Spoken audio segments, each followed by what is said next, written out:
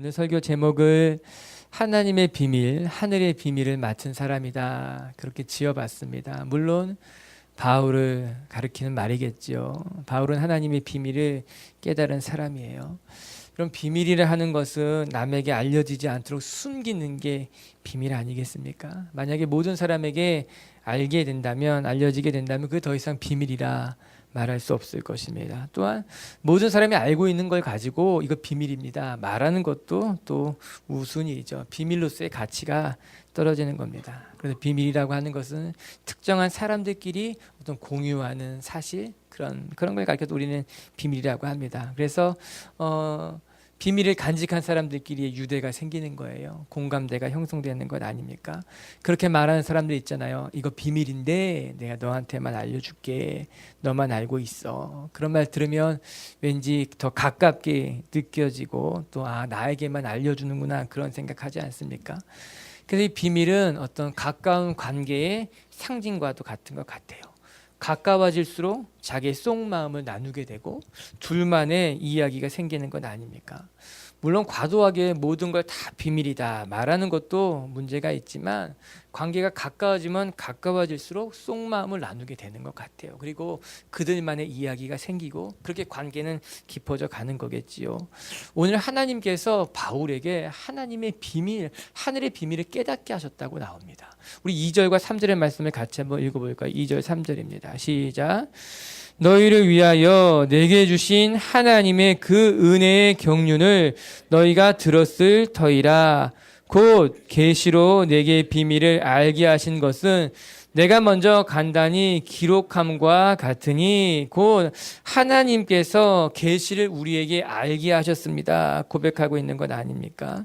바울과 하나님과의 관계를 이렇게 생각해 볼 수 있는 말씀 중에 하나인 것 같아요. 하나님께서 하늘의 비밀을 바울에게 알려주신 것을 보면 하나님은 바울을 충분히 신뢰하고 있으셨던 거죠. 신뢰했기 때문에 하나님의 뜻을 가르쳐 주시고 알려주시는 것 아닙니까? 뿐만 아니라 바울도 하나님의 비밀을 깨닫게 됐을 때 하나님이 비밀을 알려주시고 비밀을 맡겨주실 때 그 마음에 위로가 있었을 겁니다. 하나님이 내게 하늘의 비밀을 깨닫게 하는구나, 하나님의 마음을 알게 하시는구나, 하나님이 나를 특별히 생각하시는구나, 그것에 대한 어떤 마음의 위로, 어떤 감사, 이런 것이 있었을 거예요. 말씀 보면서 그런 소망하는 마음이 들게 되더라고요. 하나님, 우리 교회 성도들도 하나님과 이렇게 친밀한 관계를 갖게 하여 주시옵소서. 하나님의 마음을 헤아릴 줄 아는 성도가 됐으면 좋겠고, 하나님의 비밀을 깨닫는 성도들이 되었으면 좋겠고, 그래서 우리가 하나님과 이렇게 먼 관계가 아니라 가깝게 친밀하게 하나님의 마음을 헤아릴 줄 아는 성도들이 되었으면 좋겠다. 저는 그런 은혜가 우리 성도들에게 가득하기를 주님의 이름으로 축복합니다. 오늘 말씀 1절부터 13절까지 보게 되면 좀 복잡해 보입니다. 말씀이 좀 이렇게 꼬여 있는 것 같기도 하고 마침표가 한참 뒤에 나오는 것 같기도 하고, 그런데 이 말씀을 딱 두 절로 묶어서 이해하면 조금 더 쉬워요. 1절의 말씀을 보고 가장 마지막 절 13절의 말씀을 같이 한번 읽어보도록 하십시다. 우리 자막을 통해서 1절을 읽고 바로 또 13절을 읽어볼게요. 시작. 그리스도 예수의 일로 너희 이방인을 위하여 갇힌 자 된 나 바울이 말하거니와, 그러므로 너희에게 구하노니 너희를 위한 나의 여러 환난에 대하여 낙심하지 말라. 이는 너희의 영광이니라. 여러분, 말씀을 요약하면 이런 것 아닙니까? 내가 지금 감옥에 갇혀 있지만, 이 1절의 말씀이에요. 내가 지금 비록 감옥에 갇혀 있지만 13절 말씀에 보게 되면 그러나 너희가 이것으로 말미암아 낙심할 필요는 없다라고 하는 말입니다. 다시 말하게 되면 내가 지금 로마의 감옥에 갇혔어. 내 마음이 낙심될 것 같고 너희들의 마음도 낙심할 수 있을 것 같지만 그러나 낙심할 필요가 없다는 거예요. 여러분, 이게 무슨 말입니까? 여러분, 잔인한 로마 군인에게 붙잡혔는데, 그래서 차디찬 지하 감옥에 갇혀 있는데 어떻게 낙심되지 않습니까? 어떻게 걱정이 되지 않습니까? 마음이 힘들죠. 어렵죠. 걱정이 되는 것이죠. 그런데 바울은 이에 말하고 있습니다. 아니요, 낙심할 필요가 없습니다. 낙심해서는 안 된다는 거예요. 왜 그럴까요? 그것에 대한 해답이 13절 맨 앞에 있는 그러므로 라는 단어에 녹아져 있는 겁니다. 내가 비록 갇혀 있지만 낙심할 필요가 없습니다. 왜냐하면 그 이유가 2절부터 12절까지 담겨져 있는 거거든요. 그리고 난 다음에 그렇기 때문에 비록 내가 감옥에 갇혀 있어도 우리는 낙심할 필요가 없어요. 여러분들도 낙심하지 말라라고 하는 것입니다. 한마디로 말하게 되면 하나님의 비밀을 내가 이제 깨달았기 때문에 우리가 하늘의 비밀을 간직한 사람들이기 때문에 잠시 고난이 있지만 내가 비록 감옥에 갇혀 있지만 저는 낙심하지 않습니다. 그러니 여러분들도 결코 낙심할 필요가 없다라고 하는 거예요. 사랑하는 성도 여러분, 바울이 이렇게 담대할 수 있었던 건요, 낙심할 수 있는 상황에 놓였지만 낙심하지 않은 것은 그는 하늘의 비밀을 깨달았다는 거예요. 하나님이 그에게 하나님의 비밀을 맡겨주는 것으로 말미암아 그의 사명 때문에 그 비밀에 숨겨진 그 기쁜 뜻 때문에 낙심이 되지 않는다는 겁니다. 우리는 삶을 살다가 고난을 만나면 낙심하는 것을 자연스럽게 생각합니다. 그렇죠. 어려운 일을 만나면 마음이 힘들고 낙심할 만한 일을 만나면 낙심하게 되는 것, 그게 자연스러운 이다, 당연한 일이라고 생각하죠. 사람들은 그렇게 말합니다. 아이고 힘들겠어요. 그런 어려운 일을 만났으니 참 어렵지요. 힘들지요. 그렇게 위로하는 것 같아요. 그렇게 말을 하는 것 같아요. 그러나 사랑하는 성도 여러분, 어려운 일을 만났다고 해서 반드시 낙심해야 하는가? 그렇지 않다라고 하는 거예요. 우리의 삶에 고난을 만났고 내가 감당하기 어려운 일을 만났다고 해서 낙심하는 게 자연스러운 일인가? 당연한 일인가? 그렇게 당연하게 흘러가는가? 우리는 그렇게 생각하지만 그렇지 않을 수 있다는 거예요. 오늘 말씀이 그걸 말하는 것 아닙니까? 고난이 왔지만 낙심하지 않을 수 있다는 거예요. 어려운 일을 만나지만 꼭 낙심할 필요는 없다라고 하는 것 아닙니까? 바울이 지금 처한 상황은 힘들어요. 괴로워요. 어려워요. 그러나 내가 복음의 비밀을 깨닫고 보니 낙심할 만한 일을 만났는데 낙심이 되지 않습니다. 내가 비록 감옥에 갇혀 있지만 이것이 여러분의 마음을 힘들게 할 만한 것은 아니다, 깨닫기를 원한다라고 하는 거예요. 사랑하는 우리 빛의 교회 성도 여러분, 고난이 오면 우리는 마음이 어렵습니다. 이런 생각, 즉 고난과 낙심은 이꼴 같은 것이다, 이런 일종의 어떤 당연한 방정식 같은 것이 전 우리 마음 가운데서 깨끗이 사라졌으면 좋겠어요. 여러분, 고난이 와도 어렵지 않을 수 있어요. 어려운 상황에 처해도 낙심하지 않을 수 있어요. 그게 하나님이 주신 비밀이고 신앙의 힘이라고 하는 겁니다. 여러분, 지난주 말씀을 기억합니까? 바울이 빌립보 성도들에게 뭐라고 말합니까? 기뻐하라라고 말합니다. 내가 다시 말하노니 기뻐하십시오. 우리 빌립보서 4장 4절 말씀 다시 한번 읽어볼게요. 시작. 주 안에서 항상 기뻐하라. 내가 다시 말하노니 기뻐하라. 어떻게 바울이 기뻐할 수 있었을까? 그가 감옥에 갇혀 있는데 어떻게 기뻐할 수 있습니까? 그 배경이 오늘 우리가 읽고 있는 이 에베소서에 고스란히 담겨져 있는 겁니다. 바울은 복음의 비밀을 가졌기 때문에 옥에 갇혀 있었지만 담대할 수 있었던 거예요. 그래서 에베소 성도들에겐 낙심하지 말라고 이야기하고 빌립보 교인들에게는 오히려 기뻐할 필요가 있습니다라고 이야기하고 있는 것 아닙니까? 이 비밀을 알고 있기 때문에. 사랑하는 성도 여러분, 전 저와 여러분도 이 비밀을 깨닫고 어떤 어려운 상황, 낙심할 만한 상황에 처한다 할지라도 기뻐할 줄 알고 그 낙심한 상황 가운데서도 여러분의 삶을 잘 하나님 앞에 올려드릴 수 있는 성숙한 사람들이 되길 주님의 이름으로 축복합니다. 그게 하늘의 비밀을 깨달은 사람이라는 거예요. 하늘의 비밀을 맡은 사람의 축복이라고 하는 거죠. 오늘 그래서 두 가지를 같이 묵상하기를 원해요. 우리가 이 복음의 비밀을 맡은 사람으로서 복음의 비밀이 무엇일까? 그리고 두 번째, 이 복음의 비밀을 깨달은 사람은 어떠한 삶을 살아가야 하는가라고 하는 거예요. 우리 먼저 6절의 말씀을 같이 한번 읽어볼게요. 6절입니다. 시작. 이는 이방인들이 복음으로 말미암아 그리스도 예수 안에서 함께 상속자가 되고 함께 지체가 되고 함께 약속에 참여하는 자가 됨이라. 이 말씀이 복음의 비밀이 무엇인지에 대한 정의예요. 바울이 깨달은 비밀이 무엇이었는가? 우리말 성경으로 보면요, 더 정확하게 알 수 있어요. 우리 우리말 성경을 한번 준비했는데 같이 한번 읽어볼까요? 시작. 이방 사람들도 복음을 통해 그리스도 예수 안에서 함께 상속자들이 되고 함께 지체들이 되고 함께 약속에 참여하는 자들이 되는 것입니다. 내가 하나님이 주신 비밀을 깨달았는데 그 비밀이 무엇인가? 6절 말씀 보니 이제 우리가 하나님의 상속자가 됐다는 거예요. 이제 우리가 서로 지체가 됐다는 거예요. 이제 우리가 이 약속에 참여하는 사람이 되었습니다. 매우 분명하게 바울이 가르치고 있는 거예요. 깨닫게 하고 있는 겁니다. 그 비밀은 무엇인가? 이것이라고 하는 거죠. 너희가 이전까지는 이방 사람들이었지만 여러분 먼저 우리가 기억해야 될 것은요, 이방인들이 누구냐라고 하는 겁니다. 우리는 에베소서에 기록된 에베소 성도들만 이방 사람들인가? 그렇지 않습니다. 지난주에 봤던 빌립보 사람들도 이방인들이었고요, 에베소 사람들도 이방인이었고요, 데살로니가 교인도 다 이방인이었어요. 그리고 이 자리에 앉아있는 저와 여러분들도 말씀에는 이방인들입니다. 왜? 하나님의 말씀을 직접 받지 않았던 유대인들을 제외한 모든 사람들은 약속의 밖에 있었던 이방인들이에요. 하나님의 약속을 유업으로 받은 사람들은 아니에요. 우리가 전에는 상속자이지 않았다라고 하는 겁니다.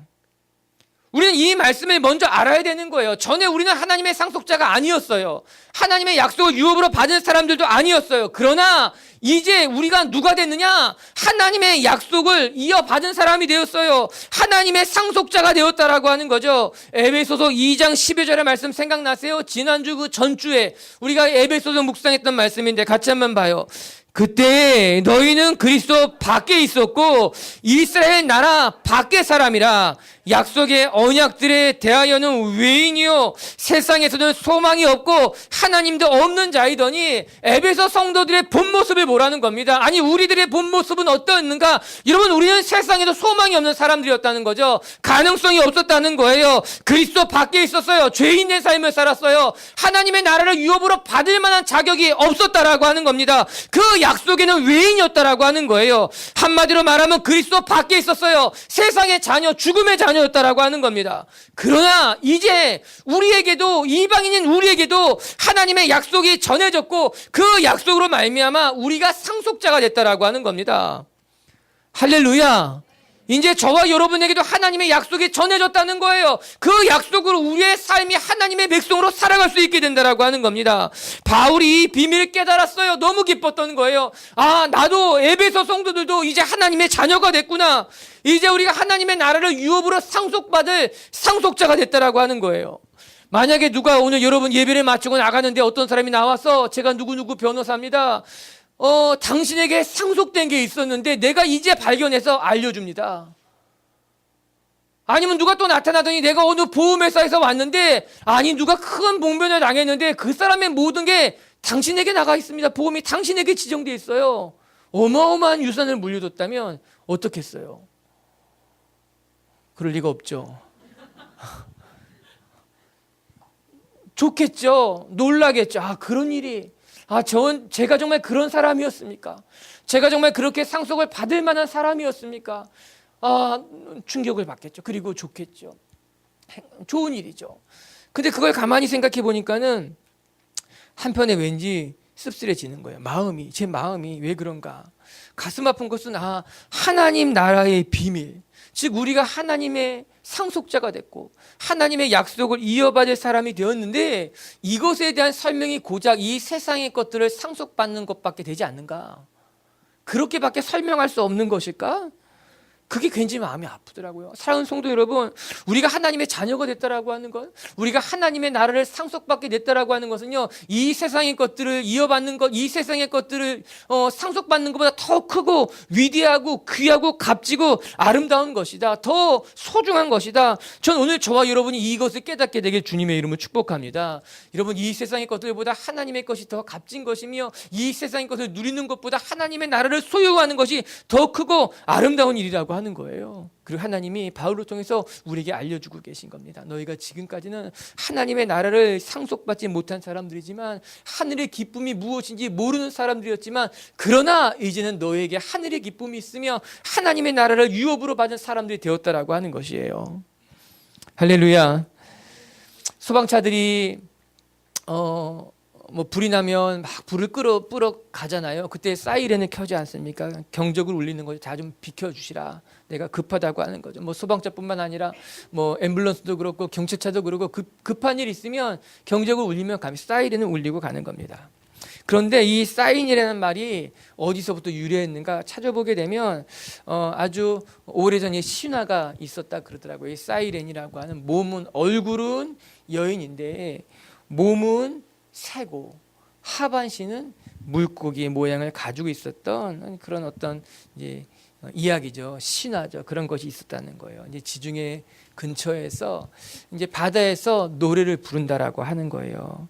너무나 고운 목소리로 지중해 시칠리아 섬 근처에 살면서 고운 목소리로 노래를 해서 선원들을 유혹하는 거죠. 그래서 선원들이 그 노래에 취해서 다 바다로 빠져든다는 거예요. 그래서 그 선원들을 죽이는 신이 이 사이렌이라고 하는 거예요. 이 노래 소리를 들으면 어느 누구도 저항하지 못한 채 물속에 뛰어든다라고 하는 겁니다.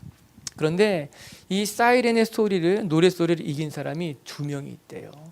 그 첫 번째 사람은 누군가 오디세이라고 하는 사람이고 두 번째 사람은 오르페우스라고 합니다.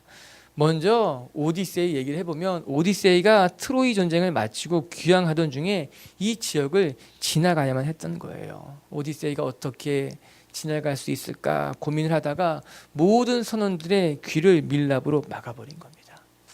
그런데 자기는 듣고 싶은 거예요. 그 소리가 어떤가. 그래서 자기 귀는 막지 않고 자기는 돛에 자기의 몸을 꼭꼭 묶어달라고 한 거예요. 그렇게 자기의 몸을 돛에 꼭꼭 묶고 선원들의 귀는 다 밀랍으로 막은 다음에 그 해협을 지나가게 된 겁니다. 아니나 다를까 정말 그 사이렌의 소리가, 노래 소리가 들려오기 시작하는 거예요. 그런데 그 노래 소리를 들을 수 있는 사람은 오디세이밖에 없었어요. 왜냐하면 선원들은 다 귀를 막았기 때문에 계속해서 노를 져서 앞으로 가게 되는 겁니다. 하지만 이 오디세이는 소리가 들리잖아요. 그래서 뭐 난리가 난 거죠. 물속에 뛰어들려고. 하지만 자기의 몸을 돛에 묶었기 때문에 뛰어들지도 못한 거예요. 내 몸을 풀어달라 명령해도 선원들도 그 소리를 듣지 못했기 때문에 오디세이의 몸을 풀어주지 않은 거죠. 그래서 그 지역을 무사히 갈 수 있었다. 그런 이야기가 있더라고요. 반면에 오르페우스라는 사람은 어떻게 그 바다를 지나갔는가. 이 오르페우스는요, 고대의 초인적인 어떤 음악적인 재능을 가진 사람이었다고 합니다. 그가 이 바다를 지나갈 때 또 멀리에서 이 사이렌의 소리가 서서히 들리기 시작했다는 거예요. 그때 오르페우스는 무엇을 했는가? 수금을 꺼내서 자기가 가장 잘하는 연주를 하기 시작한 거예요. 어느 때보다도 열심히 정성스럽게 수금을 타는 것을 통해 선원들의 귀에 사이렌의 소리가 아니라 이 오르페우스의 아름다운 수금 선율이 들려가게 했던 거죠. 흔히 하는 말로 맞불 작전한 거 아니겠습니까? 그래서 사이렌의 소리보다 더 멋있고 더 아름다운 소리를 가깝게 듣게 한 거죠. 이에 노를 저는 선원들이 그 오르페우스의 소리에 이제 마음을 다 빼앗겨서 이 사이렌 소리를 듣지 못한 거예요. 노를 잘 저어서 거길 또 건너갔다. 그런 이야기가 있더라고요. 사이렌이 사는 바다를 건너가는 두 명의 용감한 사람들. 그러나 그들의 방법은 너무 다르지 않습니까? 오디세이는 귀를 막고 몸을 꽁꽁 묶어 놓은 채 자기를 억어하면서 이 매를 지켰다면 오르페우스는 오히려 아름다운 소리로 그 사이렌의 소리에 맞선 거죠. 저는요, 생각해 보면 우리가 이 세상에서 우리 신앙을 지켜가는데도 두 가지의 방법이 있다고 생각해요. 첫 번째는 이 세상 소리에 귀를 닫고 눈을 감고 내 신앙을 지켜가는 거예요. 이 세상의 유혹이 너무 크니까, 강력하기 때문에 우리의 눈과 귀를 닫는 거, 여러분 그것도 필요합니다. 그런 방법이 우리의 신앙이 도움이 될 때도 있어요. 필요한 방법이기도 해요. 하지만 또 다른 방법도 있다라고 하는 거예요. 여러분, 세상의 소리에 귀를 닫는 것도 좋지만 하나님의 말씀에 더 귀를 활짝 열어놓는 필요도 있다라고 하는 거죠.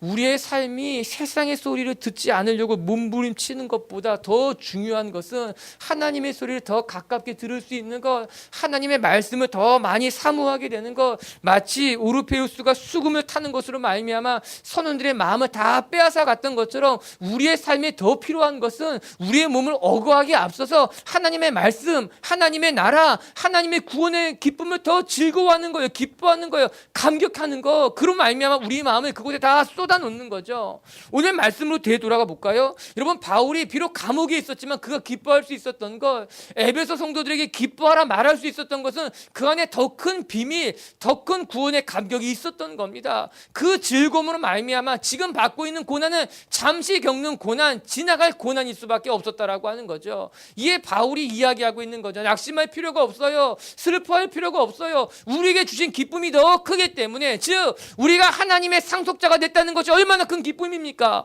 우리가 하나님의 나라의 약속을 유업으로 받았다는 것이 얼마나 감사한 일입니까? 여러분, 그것을 마음껏 감사하고 기뻐하고 누리게 된다면 이 세상에 유혹이 찾아와도 잘 건너갈 수 있다는 거예요. 이길 수 있다는 것 아니겠습니까? 전 요즘 세상을 바라보면서 여러분, 우리가 감당하기 힘듭니다. 이 세상은 여러분이 막으려고 하는 것보다 더 큰 힘으로 점점 이 세상은 어두워져 갈 거예요. 마치 예수님이 말씀하신 것, 점점 말세에 가까울수록 더 어려울 거예요. 어떻게 우리가 우리 자녀를 지킬 수 있을까? 어떻게 내가 내 신앙을 지킬 수 있을까? 우리가 아무리 몸부림쳐도 점점 깊이 빠져드는 것만 같은 거예요. 이때 우리에게 필요한 것이 무엇인가? 세상을 악하다 정죄하고 또 세상으로부터 나를 이렇게 지키는 것도 중요하지만 더 중요한 건 하나님의 말씀에 더 많이 깨어 있는 거예요. 하나님의 나라를 더 많이 사모하게 되는 거예요. 그것으로 말미암아 내 마음, 내 뜻, 내 생각 모든 것을 거기에 잡아 묶어매는 것 아니겠습니까? 오늘 말씀처럼 기뻐하는 거예요. 즐거워하는 거예요. 전 여러분이 고난의 자리 앞에서 때로는 낙심할 만한 일을 만날 때 그보다 앞서 여러분이 하나님의 나라를 기뻐하고 하나님의 나라를 즐거워하고 그러므로 말미암아 만난 고난을 넉넉히 이길 수 있는 하늘의 위로, 기쁨, 그것을 경험할 수 있게 되길 주님의 이름으로 축복합니다. 여러분, 이것이 세상을 이기는 힘, 그게 여기 있다라고 하는 거예요. 우리가 복음의 비밀을 누리고 기뻐하는 것이 무엇보다 중요한 거죠. 바울은 복음이 주는 비밀, 그 기쁨을 마음껏 누린 것으로 말미암아 잠시 고난의 때에 놓였다 하더라도 그걸 잘 이겨낼 수 있었던 겁니다. 그러면서 에베소 성도들에게 권면해주고 있는 거죠. 아니, 기뻐합시다, 즐거워합시다. 여러분, 6절 말씀에는요, 중요한 단어가 반복되고 있어요. 6절 말씀 한번 같이 보게 되면 이렇게 나오죠. 이는 이방인들이 복음으로 말미암아 그리스도 예수 안에서 뭐라고 나옵니까? 함께 상속자가 되고 함께 지체가 되고 함께 약속에 참여하는 자가 되었다라고 하는 거예요. 여러분, 우리가 이 세상 가운데 혼자 기뻐하는 거 쉬운 일이 아닙니다. 혼자 믿음을 지키는 것도 쉬운 일이 아닙니다. 혼자 복음의 비밀을 깨닫고 그 복음의 비밀을 지켜가는 게 쉬운 일이 아니라고 하는 거예요. 여러분, 혼자 기도하면 외롭습니다. 혼자 봉사하면요 쉽게 지치게 되어 있다라고 하는 거예요. 혼자 신앙생활은요 쉬운 일이 아닌 거예요. 그러나 오늘 바울이 어떻게 기뻐합니까? 우리가 함께 상속자가 된 겁니다. 우리가 함께 지체가 된 겁니다. 우리가 함께 하나님의 약속을 유업으로 받은 건 아닙니까? 중요한 키워드가 담겨져 있죠. 함께. 여러분, 신앙생활은 함께 하는 거예요. 혼자 기뻐하는 것은 어려운 일이지만 함께 예배하며 함께 기뻐하며 함께 찬양하는 것은 할 수 있는 일이라고 하는 거예요. 여러분에게 믿음의 친구가 있게 되길 바라요. 함께 기뻐할 만한 믿음의 동역자도 있게 되기를 바라요. 함께 하나님의 나라를 꿈꿀 수 있는 사람들도 있게 되길 바라요. 그렇게 함께 기뻐한다면, 함께 즐거워한다면, 함께 하나님의 비밀을 깨달아가게 된다면 언젠가 우리의 삶을 통해 하나님이 역사하실 거예요. 할렐루야. 저는 이 밑주의 성도들이 이 복음의 비밀을 깨닫고, 우리가 하나님의 나라의 상속자가 되었구나, 하나님의 나라를 유업으로 받을 사람이구나, 이 비밀을 깨닫고 함께 기뻐하며 함께 격려하며 함께 누릴 수 있는 저와 여러분들이 되길 주님의 이름으로 축복합니다. 두 번째 묵상할 것은요, 바울은 이 복음의 비밀이 너무 귀했기 때문에 그 복음의 비밀에 헌신하기 시작했다는 겁니다. 우리도 하나님께서 맡겨주신 복음의 비밀을 위해서 어떻게 헌신할 수 있을까? 여러분, 7절의 말씀을 같이 한번 볼게요. 7절입니다. 시작. 이 복음을 위하여 그의 능력이 역사하시는 대로 내게 주신 하나님의 은혜의 선물을 따라 내가 일꾼이 되었노라. 바울은 그렇게 고백하고 있어요. 내가 복음의 일꾼이 되었습니다. 일꾼이 되었다라고 하는 말이 무슨 말입니까? 내가 이 복음을 위해 열심히 일하고 있다라고 하는 거예요. 내가 이것을 위해 봉사하고 헌신하고 있다는 것 아닙니까? 여러분, 우리가 이 꾼이라는 단어를 언제 쓰게 됩니까? 아무에게나 꾼이라고 말하지 않습니다. 이 꾼이라는 말은요, 어떤 일, 특히 자신이 좋아하는 분야의 일에 능숙해진 사람을 지칭하는 말이 꾼이라고 하는 거예요. 즉 내가 너무 좋아하는 것 때문에, 내가 너무 기뻐하는 것 때문에 내가 그 일을 열심히 하는 거예요. 그러다 보니 내가 그 일에 능숙한 사람, 그 분야에는 어느 누구보다도 탁월한 사람이 되었다라고 하는 거예요. 그런 사람을 가리켜서 꾼이다, 쟁이다 이렇게 말하는 건 아닙니까? 저는요, 이 꾼이란 말이 좋은 거예요. 우리가 무엇을 한다 하면 그 분야에서 능숙한 사람이 돼야지, 그 분야에서 잘하는 사람이 돼야지, 탁월한 사람이 돼야지. 여러분, 그렇다고 해서 꼭 1등을 해야 된다, 그런 말 절대 아닙니다. 여러분, 어떻게 모든 사람이 1등 하겠어요? 우리 어떻게 모두가 다 1등이 되겠어요? 경쟁을 해서 반드시 1등을 해야만 한다, 그런 말 하는 게 아닙니다. 제가 이 꾼이라는 말이 좋은 것은요, 내가 일하는 부분만큼은, 내가 좋아하는 분야에만큼은 능숙한 사람이 되는 것, 즉 내가 그 일을 좋아하는 거예요. 내가 그 일을 하면서 행복해하는 거예요. 내가 그 일을 하는 것으로 말미암아 내가 뭔가 기쁨이 오는 거죠. 그래서 더 열심히 하게 되는 거예요. 성실하게 하게 되는 거예요. 그러다 보니 어느 순간 내가 능숙해지는 거죠. 그 분야에 대해서 능숙해지는 거예요. 그것은 경쟁에서 1등을 하자는 것과 전혀 다른 이야기예요. 하나님이 내게 맡겨준 분야에 있어서, 하나님이 내게 맡겨준 일에 대해서 내가 기뻐하고 즐거워하고 그래서 성실하게 최선을 다하다 보니까는 그 일이 내 손에 붙은 거예요. 익숙해진 거예요. 그래서 누구보다도 능숙해지는 건 아닙니까? 여러분, 노래꾼들은요, 노래를 잘해야 되는 거예요. 다른 것만큼은 몰라도 노래 부를 때만큼은요, 행복해야죠. 노래 부를 때만큼은 즐거워야죠. 노래 부를 때만큼은 다른 사람보다 나아야죠. 여러분, 춤꾼은 누구에게 춤꾼이라 그럽니까? 여러분, 춤출 때 행복한 사람이 춤꾼인 거예요. 춤을 추면서 뭔가 남들보다 더 자기 자신을 드러낼 수 있는 사람이, 그 능숙하게 하는 사람을 춤꾼이라고 하는 것 아니겠습니까? 어떤 분야에 연구를 하는 사람이라면 그 분야에는 능숙해져야 되는 거죠. 저는 우리 미치교회 성도들이 그렇게 되길 바라요. 여러분에게 맡겨진 분야에서, 여러분이 해야 되는 일에서는 누구보다도 능숙한 사람, 탁월한 사람, 그래서 내가 그 일이 즐겁고 행복해지고. 바울은 자기 자신을 뭐라고 가리킵니까? 나는 일꾼이야. 복음에는 일꾼이라고 하는 거예요. 내가 하나님의 비밀을 맡은 사람으로서, 저는 이 말씀이 너무 좋은 거예요. 내가 하나님의 말씀을 맡은 사람으로서 내가 복음을 전하는 건 일꾼입니다.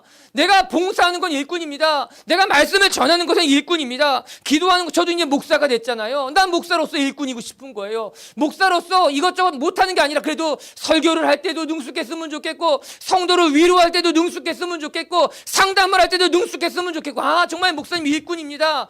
여러분, 교회에서 아무나 일꾼이라고 하는 것 아닙니다. 시간이 많아가지고 하루 종일 교회에 있는 사람한테 일꾼이라고 하는 거 아니에요. 일꾼이라고 말한다고 하는 것은요, 그 사람이 하나님을 사랑할 뿐만 아니라 하나님이 주신 은사 가운데 능숙해져야 되는 거죠. 정말 저 사람이 일꾼인 거죠. 저 사람이 하면요, 믿음직스러운 거예요. 저 사람이 하면요, 깔끔하게 잘해내는 거예요. 저 사람이 하면요, 다 탈이 없는 거예요. 저 사람이 하면 아름다운 열매 맺혀질 때, 그때 우리는 그런 사람을 가리켜서 교회 일꾼이다, 믿을 만한 사람이다 이야기하고 있는 것 아니겠습니까? 바울은 그렇게 자기 전에 고백하고 있어요. 나는 이제 복음의 일꾼이 되었습니다. 우리 미치의 성도들도요, 하나님 복음의 일꾼이 되길 바라요. 하나님의 나라를 자랑하는 데 있어서는요, 예수님을 증거하는 데 있어서는요, 다른 사람들을 위로하는 데 있어서는요, 여러분이 일꾼이 되길 바라고, 전문가가 되길 바라고, 그래서 그 분야에서 칭찬받는 분들이 되길 주님의 이름으로 축복합니다. 그런데 이렇게 우리가 하나님 나라의 일꾼이 되는 데 있어서 정말 중요한 것이 있어요. 그게 뭔가 하면 소중히 여길 줄 아는 거예요. 오늘 우리가 하나님의 비밀을 맡은 사람이라면 우리는 마땅히 이 하나님의 비밀을 소중히 여길 줄 알아야 된다는 거죠. 우리가 하나님 나라의 일꾼이라면 하나님 나라의 비밀, 즉 상속자가 된 것, 하나님의 약속을 유업으로 받는 것, 이걸 소중히 여길 줄 알아야 되는 것 아닙니까? 여러분, 야곱과 에서의 이야기를 우리가 잘 알고 있죠. 야곱은 머리가 잘 돌아가는 친구예요. 그래서 배고픈 형에게 팥죽을 얼른 끓여주고 그 팥죽 한 그릇에 장자권을 빼앗지 않습니까? 우린 그렇게 말합니다. 야곱이 팥죽 한 그릇으로 형의 장자권을 빼앗았다고. 그래서 성경 구절을 보면 야곱이 참 약은 사람이구나 이렇게 생각하게 됩니다. 그런데 그와 함께 또 한 가지 생각해야 될 게 있어요. 뭔가 그 에서예요. 형님이죠. 그는 장자의 축복, 즉 하나님께서 주는 축복을 너무 쉽게 생각했습니다. 배가 고플 때는 팥죽 하나로도 바꿀 수 있을 만큼 그 에서는 장자권이 중요한 사람이 아니었어요. 그걸 소중히 여기지 않았다라고 하는 겁니다. 이 애굽과 야곱과 에서의 이 이야기가 맨 마지막에 어떻게 끝나고 있는지 아십니까? 성경은 어떻게 그들의 이야기를 끝내고 있는가 이렇게 말하고 있어요. 창세기 25장 34절을 같이 한번 읽어볼게요. 시작. 야곱이 떡과 팥죽을 에서에 주매 에서가 먹으며 마시고 일어나 갔으니 에서가 장자의 명분을 가볍게 여김이었더라. 성경 분명히 에서의 잘못을 이렇게 기술하고 이 사건을 끝맺고 있습니다. 야곱이 물론 약은 것도 있었지만 그보다 더 문제는 에서가 하나님이 준 이 장자의 축복을 너무 소홀히 여겼다는 거예요. 소중하게 여기지 않았다라고 하는 겁니다. 그는 장자의 명분을 가볍게 여김이더라. 사랑하는 성도 여러분, 혹시 우리 가운데도 하나님이 준 축복을 소홀히 여기는 사람은 없습니까? 하나님이 주신 이 하나님의 나라, 하나님이 주신 약속, 이 상속자의 축복을 너무 소홀히 가볍게 여기고 있지는 않습니까? 그렇다면 그것은 문제인 거예요. 우리가 정말 헌신하기를 원한다면, 우리가 정말 하나님 나라를 위해 일꾼이 되기를 원한다면 우리는 그보다 앞서 소중히 여길 줄 알아야 되죠. 하나님의 말씀을 소중히 여길 줄 아는 거예요. 하나님의 약속을 값지게 여길 줄 알게 되는 거예요. 오늘 이 자리에 와서 하나님 앞에 예배하는 걸 소중히 여길 줄 알게 되는 거죠. 하나님의 말씀을 사모하고 기도의 자리에 나가는 것을 소중히 여길 줄 알아야 되는 거죠. 그럴 때 하나님의 비밀이 우리 가운데 풍성해지는 거예요. 하나님의 능력이 우리를 살리고 우리를 충만하게 만드는 건 아니겠습니까? 바울이 일꾼이 될 수 있었던 건 거기에 있었어요. 8절을 읽어볼게요. 8절 시작.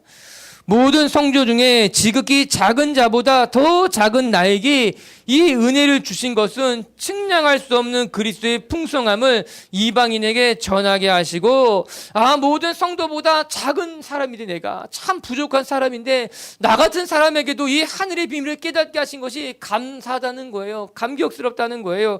여러분 디모데전서 1장 13절에 이렇게 나오죠. 같이 봅니다. 내가 전에는 비방자요 박해자요 폭행자였으나 도리어 긍휼을 입은 것은 내가 믿지 아니할 때 알지 못하고 행하였음이라. 내가 전에는 비방자였다는, 회방자였다는 거예요. 폭행자였다는 거예요. 그리고 15절에 이렇게 나오죠. mit보다 모든 사람이 받을 만한 이 말이요 그리스도 예수께서 죄인을 구원하시려고 세상에 임하셨도다. 다 같이 시작. 죄인 중에 내가 괴순이라.